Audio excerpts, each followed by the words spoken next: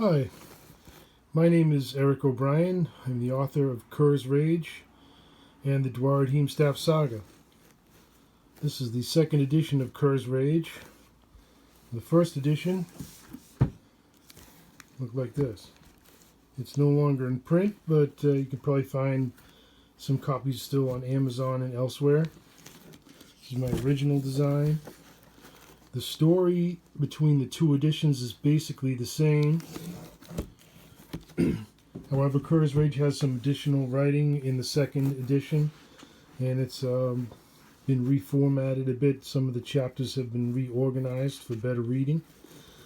So there's no audio book available for Kerr's Rage, so I thought that I would narrate it to anyone who wishes to listen, to hear it. And it's going to be about a 15-minute video.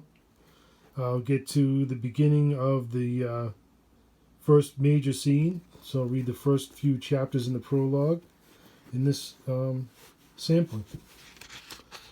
Again, Kerr's Rage, Part 1 of the Duaredheim Saga, by me. This book is dedicated to my uncle John Anderson and all of the U.S. Army Rangers who fought and died, and who continue to fight and die for God's country. John Anderson was a Ranger who trained in Great Britain during World War II. His unit was broken up and dispersed in Northern Africa, where he fought as a forward observer for the tank units. And later he fought in southern Sicily and the invasion of northern Sicily, where he was badly wounded. After the war, he spent a year in a body cast, and he lived to be a fairly old man. But his life was haunted with nightmares, which he never told anyone about. I really looked up to him.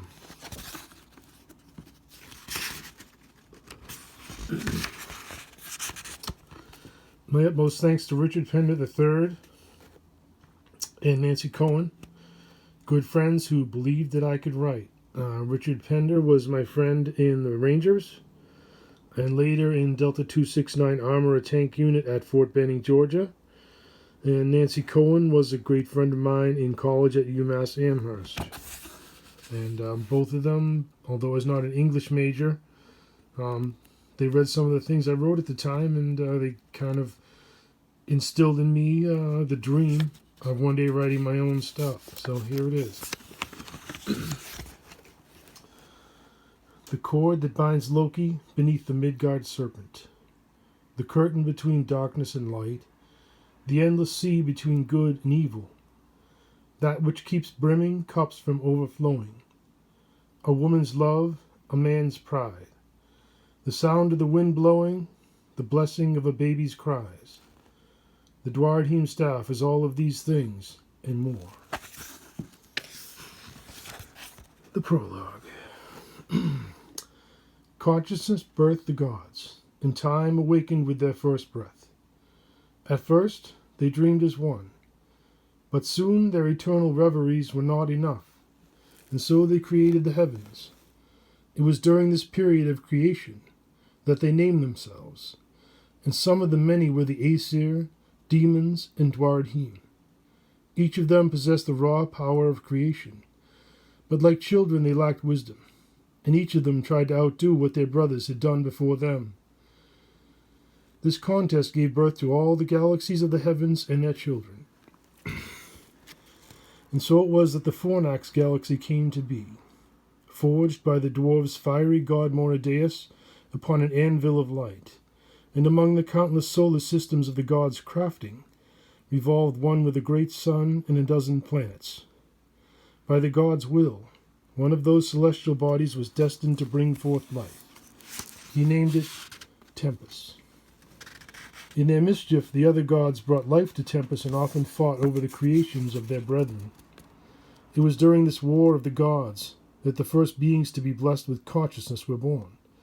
The races of Fairy, including the Laios Alfar, fairies of light, and the Dark Alfar, fairies of darkness, were formed from the drops of blood shed by their gods Corellius and Lothia as they battled for dominion. In the end, Corellius was victorious, and the other deities granted him dominion over the fairy peoples who dwelled above, and unto Lothdea, they who dwelled below.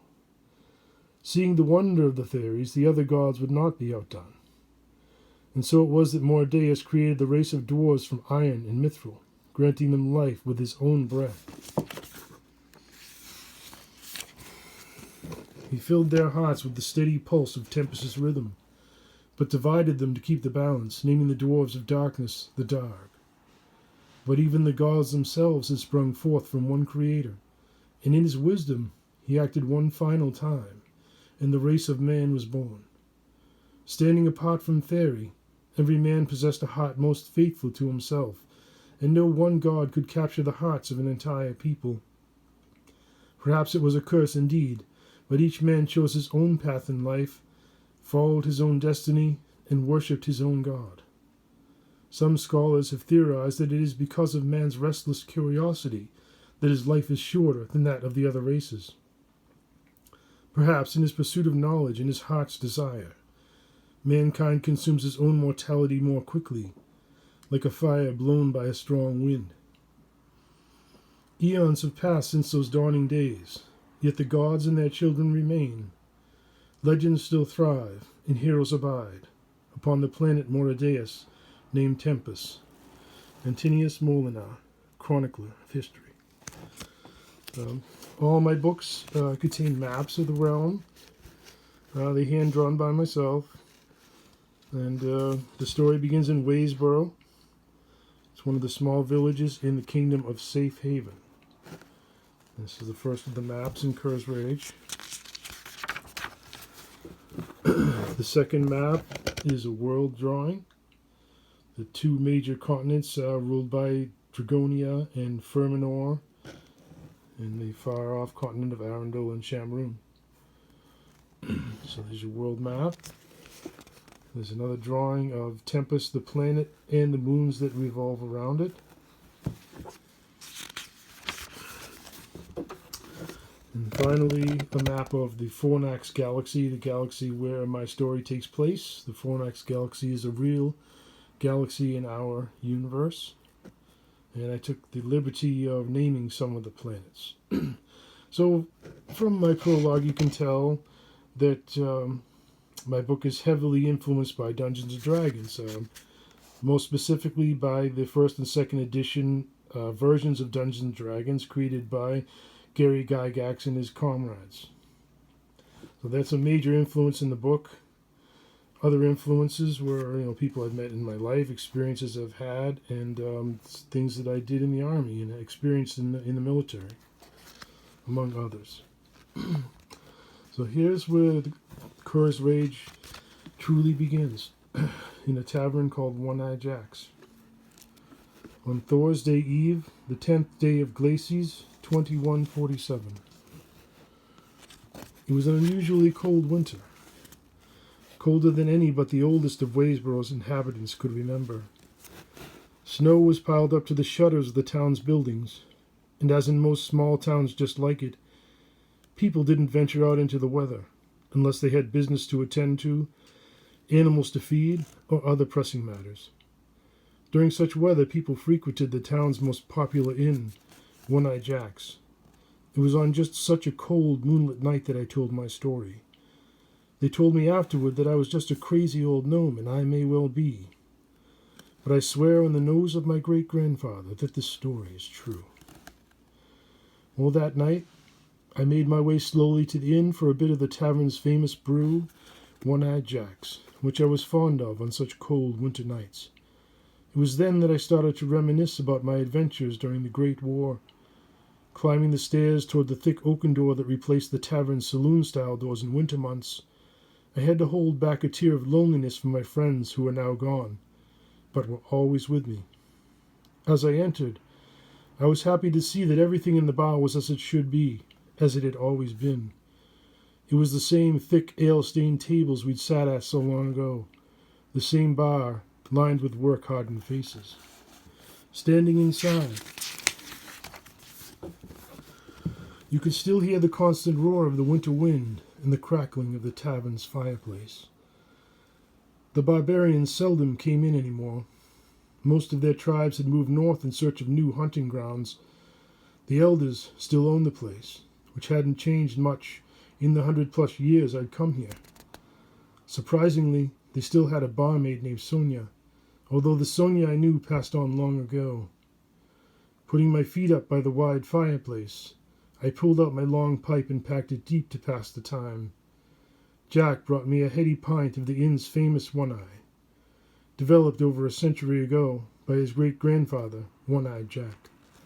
"Thanks, Jack," I told him, as I tossed him a silver piece.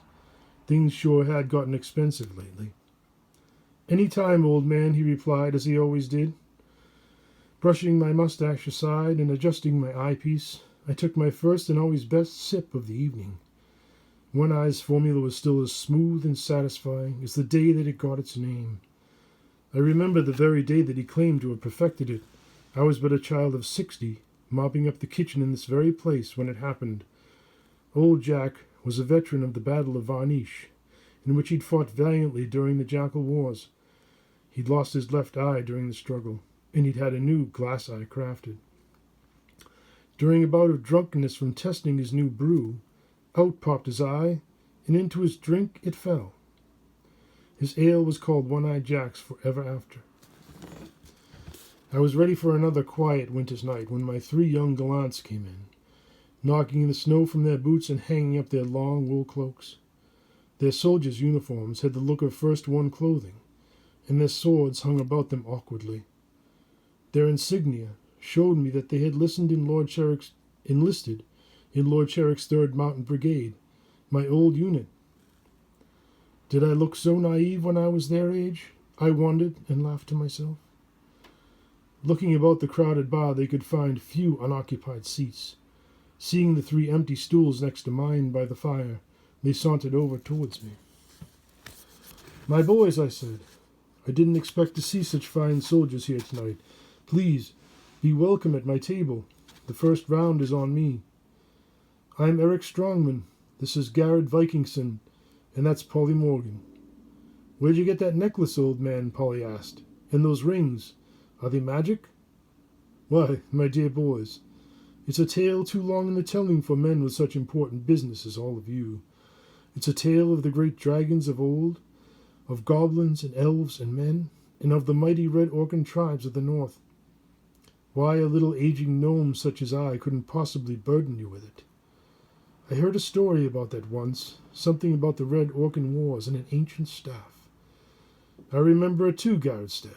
My father told me tales of the old battles when I was little. You know those are old fairy tales, Eric said. All those stories about an evil dark alpha wizard, one who could command the shadows of the night, were all just concocted to scare little kids. I guess so, Polly said, but my grandpa sure believed them. The new generation sitting before me made me realize that after all that we'd been through and all that we'd done, time would soon erase our memory and our sacrifices forever. If I could get them to listen, maybe, just maybe, our efforts would not be forgotten. Maybe they would believe. Looking intently at each of them in turn, I said, Many of those tales are true, at least in part, and I, among no more than a handful of people left alive, can tell you the true story behind those tales. Come on, old man, Eric said. How can you expect us to believe those old stories? Let's give them a chance, Garrett said. We can't go anywhere in this storm anyway. Come on, Eric, Polly said. What's it gonna hurt? All right, he said decisively, but only for the space of the night. Polly was much relieved, and Garrett tried to hide his interest, but Eric wanted to hear it the most of all, though he struggled against it.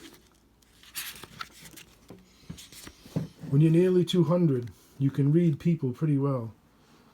Ah, lads, grand is the tale, and as long as you keep my flagon filled, tell it I will, pointing my pipe's stem at each of them in turn. I made certain that I had their attention, because it was an honorable tale, full of heroes who deserve respect. You see, Eric, 125 years ago the lands around us were far more dangerous, and Lord Sherrick was hard-pressed to defend his realm. With red orcs from the north and the Jackaloid tribes to the west, His forces were constantly divided.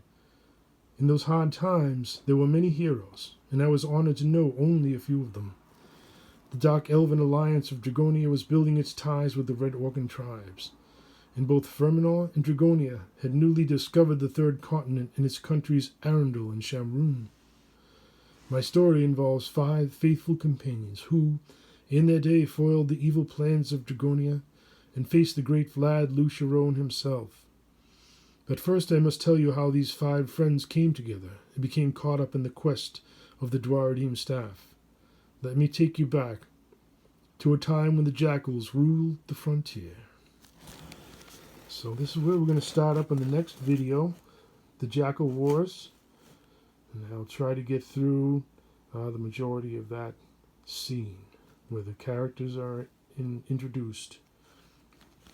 The Jackal Wars. That's our next episode. So again, this is Curse Rage, Part 1 of the Duaredheim Staff Saga by myself. Published by Stratton Press.